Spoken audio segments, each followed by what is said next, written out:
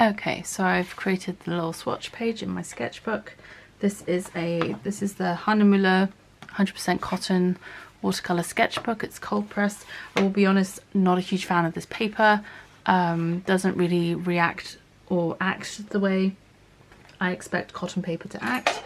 So I'm just trying to use it up at this point. So yeah, today we're going to use it to swatch out these Royal Talens gouache colours. So I'm just going to squeeze a little dot at the top of each of these, and then we'll go ahead and swatch them out and add some water as we go and see how that affects the transparency. There's a bit of binder coming out of that one. There's really no problem at all if there's a bit of binder separation in gouache or in watercolours. It's just one of those things that happens sometimes. It does not reflect on the quality of the paint. At least I don't believe so. You can usually just mix it back in. Ooh. That one was excited to come out.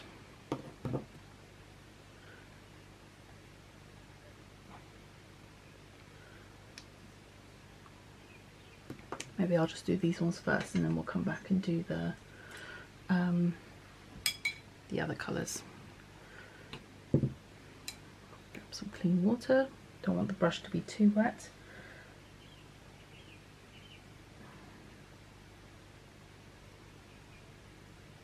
Seems like a nice opaque white so far with minimal water. And then we'll add a bit of water to it.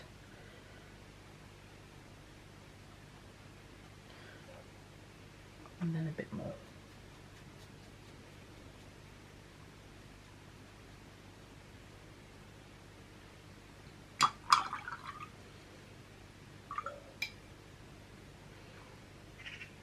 Okay, and then yellow, lemon yellow.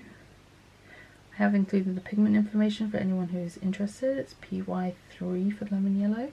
For the white, it was PW6 and PW5, which is interesting. I've not heard of PW5 before. I've heard of PW4 and PW6, but so that's interesting. It's a nice bright lemon yellow. It's actually not as like lemon. I actually like that lemon yellow. I'm usually not a huge fan of lemon yellow because I think it's a little bit too garish, but that's quite a nice one. And then we have yellow. This is a mix of PY74 and PO67. I'll take that up to the masking tape line because I've also wanted to try out the masking tape I got and see how well that works. This paper, however, is not great with masking tape, so it probably wasn't the best place to try it out. Thinking back on it now, but we will see. That's really nice opaque yellow, just a bit thick up there. Okay, that's better. Can't really judge the gouache until it's dried to get a better idea of what it really looks like. So I'm going in with just a damp brush at the beginning and then adding more water. So once I rinse off, I sort of dab the brush to the side on a towel to get off any excess. So next up we have magenta. This is a mix of PV19 and PR122. In watercolor, PR122 is typically the quinacridone magenta sort of color, typically, and PV19 is used actually for a range of colors, so anything from quinacridone rose to quinacridone violet can be a PV19. This is a really nice magenta. It's quite transparent, which I would expect. Magenta is typically quite a transparent color. There we go. I do have a paint puck in the bottom of this one, but it's just come unstuck. Paint pucks are really helpful with gouache. Alright, let's do the next four colours. So next up we have, oh geez, that exploded. I'm desperate to get out. It's vermilion. And we have light blue cyan, which is basically a phthalo. Oh geez, that went everywhere. Oh.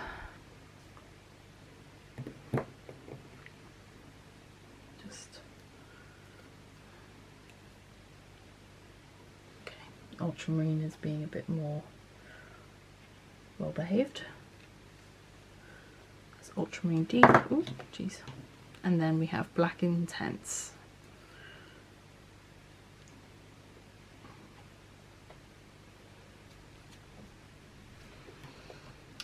Okay.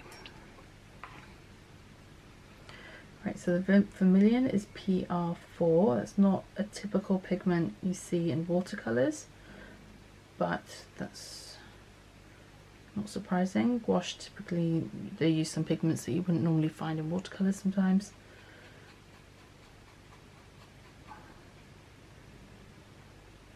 It's very thick at the top there. It's a really nice sort of orangey red colour.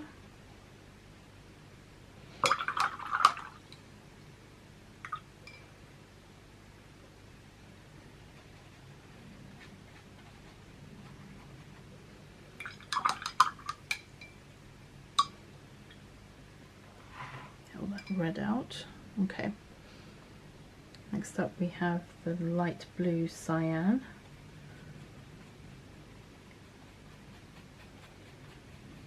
This is a phthalo blue, it's PB15. Nice and bright. I'd almost say there was some white in this, but they haven't included that in the pigment information because it's so opaque. And phthalos typically are very transparent pigments, so I would not be surprised if there was some white mixed in, which is not the end of the world. I'm just trying to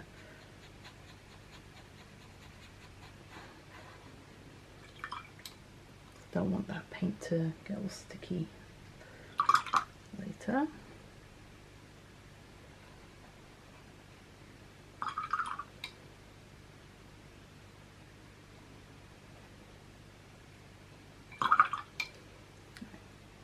Fine. And then we have ultramarine deep. This is PB29. Again, a really lovely ultramarine shade. That's really pretty. A little bit transparent, but that's not a problem. Alright, so I got some phthalo, or the cyan coming through at the bottom here. That's a beautiful ultramarine colour. And then finally we have the intense black, which I'm not sure why I bothered putting a line down for it, but hey ho. And just to confirm, it is definitely opaque. So the ultramarine, if I didn't mention, was PB29, and the intense black is PBK9.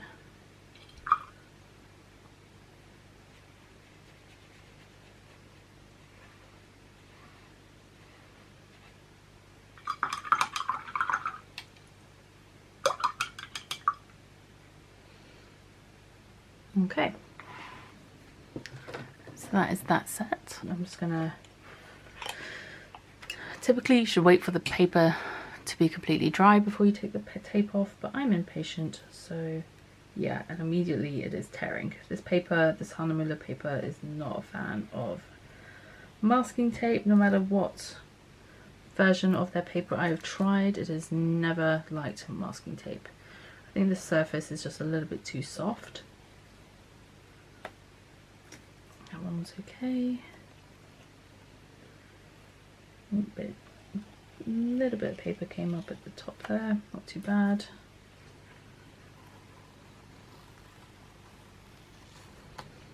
I mean, in the sketchbook I don't mind too much, but on finished work it would be really annoying to have the paper pull up on the edges.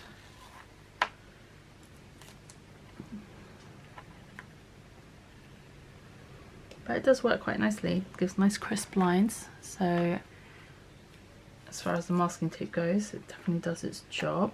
No paint has bled underneath it, which is good.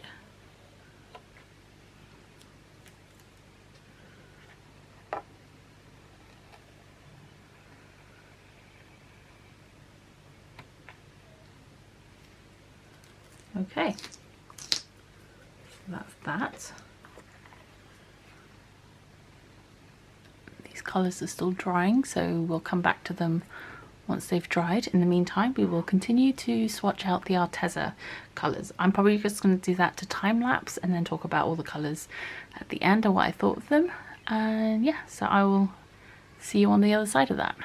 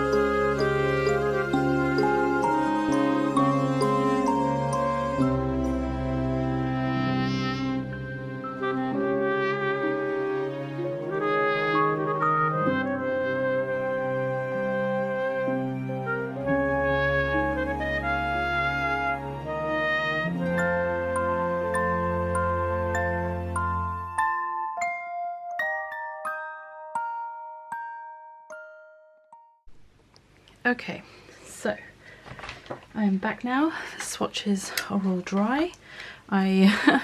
Baby woke up from her nap, so I had to go try and resettle her. She's down again, thankfully. So hopefully we will have enough time to go through all of this before she wakes up again. Okay, so first things first, we have the Talons Designer Gouache swatches. which we talked about as I was swatching them. So I don't have a huge amount more to add other than the fact the swatches are now dry, so you can get a better look at them. They're nice, flat, matte colours as you would expect from gouache in their sort of less watered down end of the swatches. They do not appear to be streaky, which is great. A couple of them are a little bit more transparent, which normal. The white is fairly opaque. There's just a little bit of that black line showing underneath. Not a problem. I'd say that's a really good gouache. There's a bit of bleeding on the black line. I think it's just the pen wasn't dry enough, the ink wasn't dry enough yet, but that is a waterproof ink usually. The rest seem to have been fine. But yeah, really nice non-streaky finish. It looks a little bit more streaky in the watered out bit at the bottom, but that's fine. I just wanted to show what that would look like as well. And yeah, this is traditional gouache, so it is water reactivated, so you can reactivate this with a wet brush, which I will quickly show you here. So you can reactivate and like rework an area if you wanted to or needed to, but also it's something to be aware of if you're doing layering with gouache, with traditional gouache, that you can reactivate it if you scrub too hard with the next layer or anything like that. So that's this one. Then secondly, we had the Arteza pastel gouache set, or the blossomy tones as they called it. And so we had the pastel lemon yellow. They all say pastel at the beginning, I'm not going to keep saying it. Cheese puff, which I thought was quite funny. Peach, coral, petal pink, lollipop pink, lavender, periwinkle, dusty blue, sky blue, ice mint, and honeydew. Funnily enough, honeydew is probably one of my favorites in this set, along with the ice mint, but I would also say they are probably the least pastel of all the pastel colors in this set. But I also really like the coral, the cheese puff. I just think it's a really fun name. The lavender and periwinkle, all of them are actually really nice, and I could see how these would complement brighter colors really nicely in like a piece of work or something that you're doing. They do actually, and I'll leave it up here in case you want to take a look. There we go. They do include all the pigment information on the packaging and on the tubes as well. I just didn't write it down in the sketchbook, but I'll leave this up here for a second if you want to pause the screen and take a look at the pigment information, transparency, and I think those little plus signs is for light fastness. So I think 3 is highlight, oh there we go, it says at the bottom. 3 is highlight fastness and 2 is slightly less. Light fastness for me anyway with gouache is less of a concern, because typically only plan on using gouache in sketchbooks or for work that I'm going to be potentially reproducing digitally. I don't really see myself hanging gouache on a wall like a gouache piece, but who knows, maybe I will. And if that's something I plan to do, then I will obviously bear light fastness in mind. Baby's just woken up, hopefully she will not scream so I can finish. So that's this one, and this is in another Hannah Muller book, funnily enough. I didn't really put the dots together until just now. This is their toned tan watercolor sketchbook. So it's got this lovely brown paper. Right, apologies, I'm gonna have to go get the baby and come back and finish this. Okay, so hopefully you don't mind my 6-month-old joining us for the end of this video. So excuse grabby hands. I also probably included the time-lapse footage of me testing out the black wing pencils and the Sailor Fude pen. Yes, yes honey, I know. So the Sailor Fude pen works really well. Let me try and show you this up close. Okay, yes, I know. So hopefully you can see that there. You'll have seen it in the time-lapse footage as well of me testing this out. I think we're gonna have lots of fun with this. No honey, we want to look at this page. Can you keep your hand on this page? Thank you. And then I tested out the 4 Blackwing pencils that I have. So I had the 602, the matte, the pearl, and the natural. I don't feel like there's a huge difference in the leads between the 4. They all have a really lovely range from a really light to a really dark lead color, I guess, depending on the pressure you use. And I even compared it. Oh, excuse you, madam. Did you have a little burp hiding in there? Hi. Yeah. Cheeky monkey. I wanted to compare it to some of the other pencils that I had right next to me, like in my little, I have this pot with lots of pens and stuff in it and some pencils, and so I literally just grabbed a few of the pencils that I had in there. So I had this Bic Evolution, it says it's a HB/2, I'm not sure what that means, but it's a very light pencil, and I use this a lot for sketches that are going to be underneath watercolor, because you can see here it doesn't really get very dark even if you press hard, like especially compared to like the Blackwings or even some of the other pencils. Then I just used a standard HB mechanical pencil for one of the other tests. Yes, okay, please don't rip my paper, please don't rip my sketchbook, honey.